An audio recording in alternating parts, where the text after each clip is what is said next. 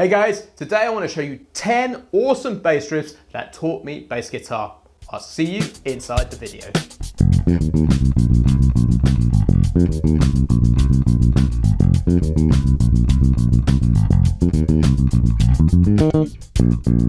Hey, it's James here from eBassGuitar, and today I'm going to be sharing the genesis of me as a bass player by showing you 10 bass guitar riffs that charted my journey right from the very beginning all the way through to what I do now as a professional bass player. These riffs really taught me how to play the bass guitar.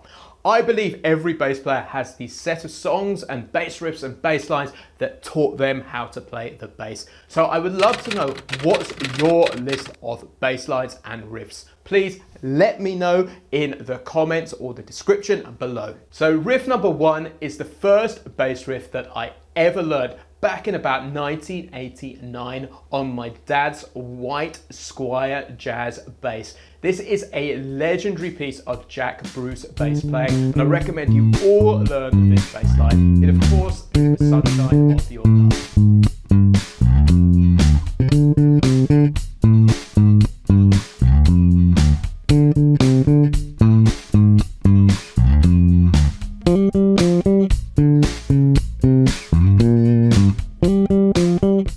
So riff number 2, as a kid growing up in the early 90s, I just could not ignore Metallica. I remember seeing them playing live on the Freddie Mercury tribute concert on the TV. I watched it on VHS so many times, and the riff to Enter Sandman just blew my mind, and it's something we still jam to this very day in my band Metropolis whenever we get that cheeky chance. So check out this bass riff, it's incredible.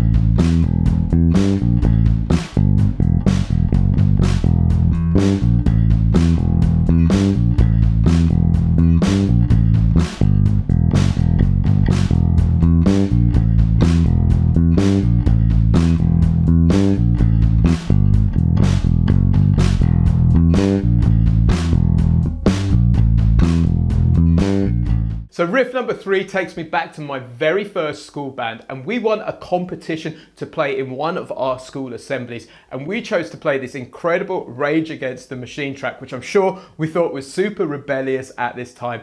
But looking at that riff now, it is an incredible exploration of two things: building speed and also the E minor pentatonic. This track is Bombtrack. Check it out.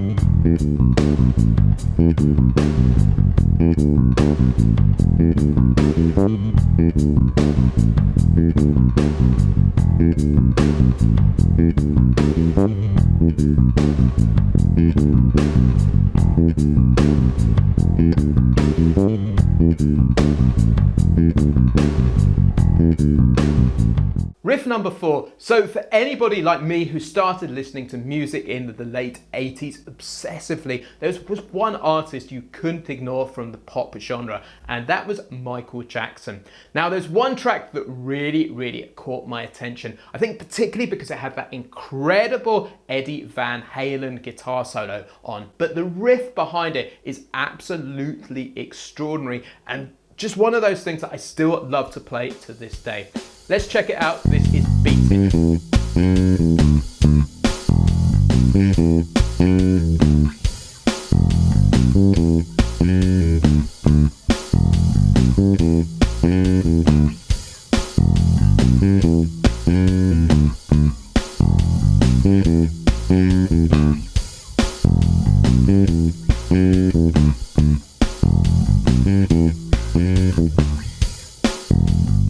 So riff number 5. So for any bass player learning their craft, you can't ignore the world of slap bass. It's extraordinary. But right at the beginning of my career, I always associated slap bass with the machine gun guys like Marcus Miller and Mark King. It all just seemed so out of sight. Then I started hearing these incredible funk tracks where the slap bass line was just a seminal groovy part of the song. So this is probably the first ever really groovy slap bass line that I played live. So check this out. This is Brick House by the Commodores.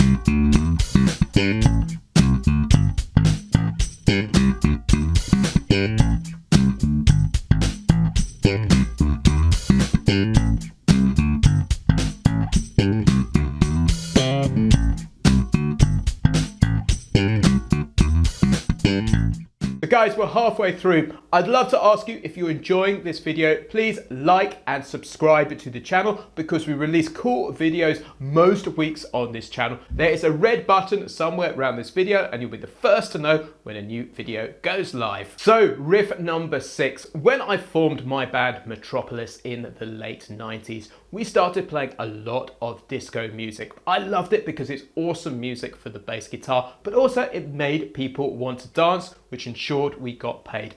This was one of the first songs I ever really learned in detail. The bass line blew me away and took me a long time to get down.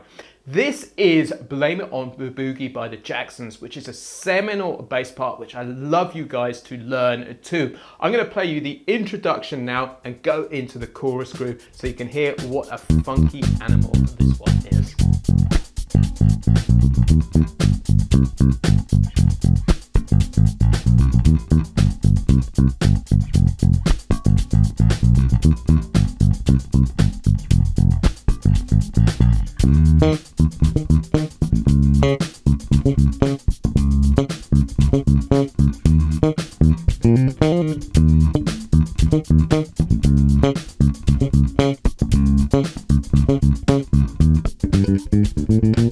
So riff number 7 was the first bass part that I ever played which combined the world of fingerstyle and slap bass.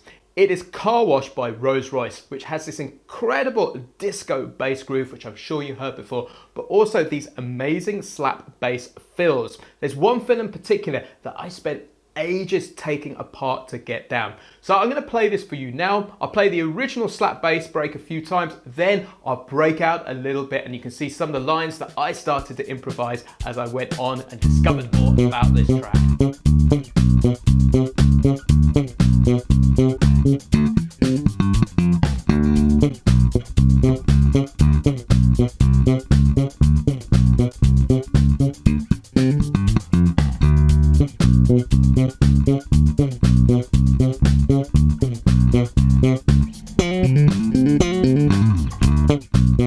So for riff number 8, when I was about 18 years old, I heard the Stevie Wonder Songs in the Key of Life album. It blew my mind. Specifically this one bass line, because I realized this is where the world of funk and walking bass start mixing, and why it's really important to know these two techniques.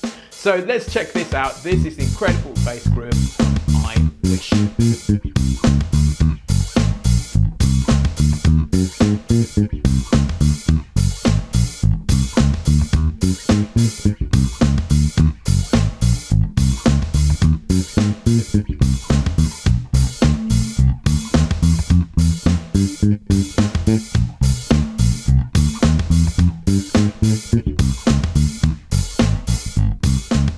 So riff number 9, there was one Stevie Wonder song which seemed completely out of sight for a long time, and that's because this was one of the first times I ever heard the bass guitar break away from playing a bass line and become a member of the band and play in unison with the rest of the group. And this, of course, is Sir Duke.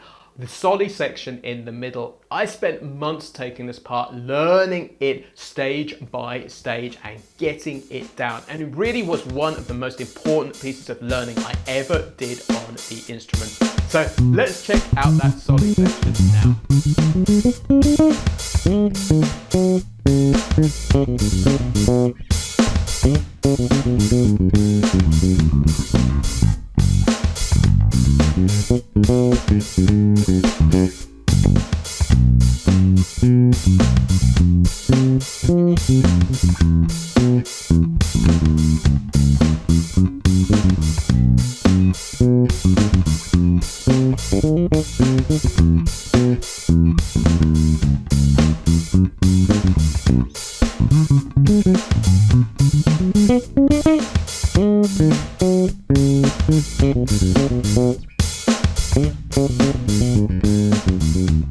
So bass riff number 10. One of my mentors, the great British session bass player Phil Mulford, once said to me, if you can play this one bass line up to tempo, this is the benchmark of a professional grade technique. So from that point forward, I took this bass line apart, slowed it right down and speeded it up incrementally so I could play it up to tempo. Now this, of course, is Hit Me With Your Rhythm Stick, as played by the great Norman Watt-Roy with Ian Dury and the Blockheads. It's an incredible bass line. Let's check it out to finish this video.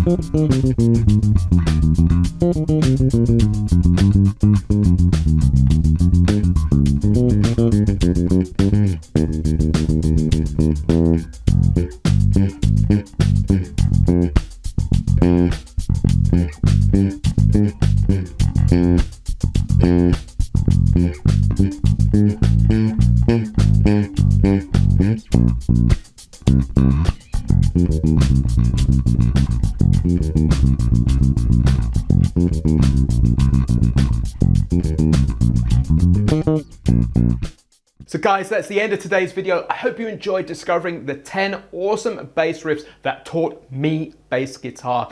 I would love to know, what are your 10 awesome bass riffs that taught you bass guitar? Please let me know in the comments in the description below. Cheers, I've been James from eBassGuitar, and I'll catch you soon.